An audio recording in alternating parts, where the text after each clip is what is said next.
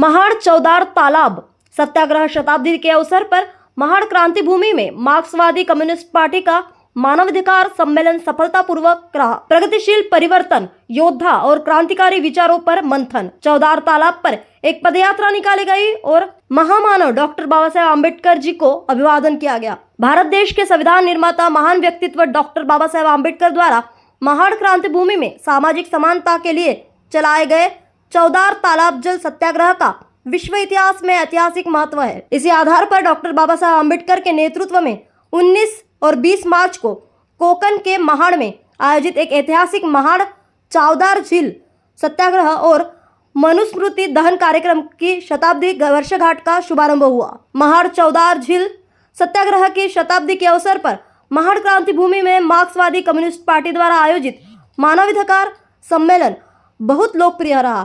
यहाँ प्रगतिशील परिवर्तनकारी जुझारू और क्रांतिकारी विचारों पर मंथन किया गया। भारतीय सामाजिक परिवर्तन के आंदोलन में महाड़ चौदार झील सत्याग्रह का विशेष महत्व है। इस सत्याग्रह आंदोलन से डॉक्टर बाबा साहेब आम्बेडकर के राष्ट्रीय नेतृत्व का उदय हुआ और दलितों के आत्मसम्मान के लिए संघर्ष की शुरुआत हुई। महामानव डॉक्टर बाबा साहेब आम्बेडकर जी को अभिवादन करने के लिए चौदार झील पर पदयात्रा निकाली गई।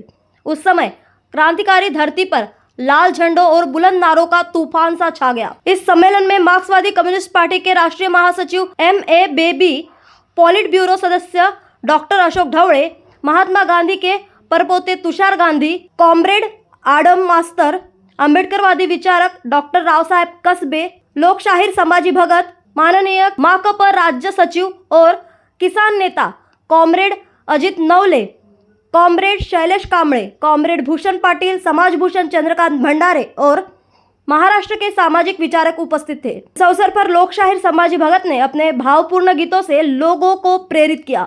महाराष्ट्र भर से मार्क्सवादी कम्युनिस्ट पार्टी के हजारों प्रमुख कार्यकर्ता इस सम्मेलन में शामिल हुए। बाबासाहेब आंबेडकरांनी फुल्यांच्या नंतरचं या देशाचं सांस्कृतिक राजकारण चौदार तळ्याचा सत्याग्रह करून त्याचा प्रारंभ केला। पुढे बाबासाहेबांनी या देशाचं नेमकं जाती अंतासाठीचं असणारं जे राजकारण आहे म्हणजे सत्तेचं आणि सांस्कृतिक राजकारण हे पुढे केलं। आज त्याला 100 वर्ष होत आहेत। हा देश फाशिस्ट लोकांच्या ताब्यात आहे आणि या देशामध्ये एक जी प्रतिक्रांती सुरू आहे त्याच्या मध्यावर आपण आहोत। अशा काळात या प्रकारची जी परिषद होती आहे ती अत्यंत महत्त्वाची परिषद आहे आणि त्या परिषदेसाठी मी खास करून आलेलो आहे कारण अशा प्रकारच्या मानवमुक्तीच्या लढ्यामध्ये सर्व शाहिरांनी, सर्व प्रकारच्या बुद्धिजीवींनी, सर्व प्रकारच्या कलाकारांनी, विचारवंतांनी येणं गरजेचं आहे। मी तर फार साधा रस्त्यावरचा कार्यकर्ता आहे, रस्त्यावर गाणारा एक छोटा गायक आहे, पण मला वाटतं की आजच्या काळामध्ये हे जे उभं केलेलं आहे मानवमुक्तीची जी चळवळ उभी राहते आहे तिचं मी खरोखर स्वागत करतो आणि या निमित्तानं बाबासाहेबांनी जे पराक्रम केलेला आहे, बाबासाहेबांनी जे शौर्य दाखवलेलं आहे त्या शौर्यानं माझी छाती अभिमानाने फुलते। जय भीम।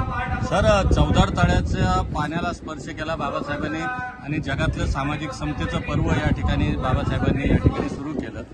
सामाजिक समता त्या काळामध्ये निर्माण झाली। चौदार तळ्याचं पाणी आणि सर्वच समाजाला पाणी खुलं झालं।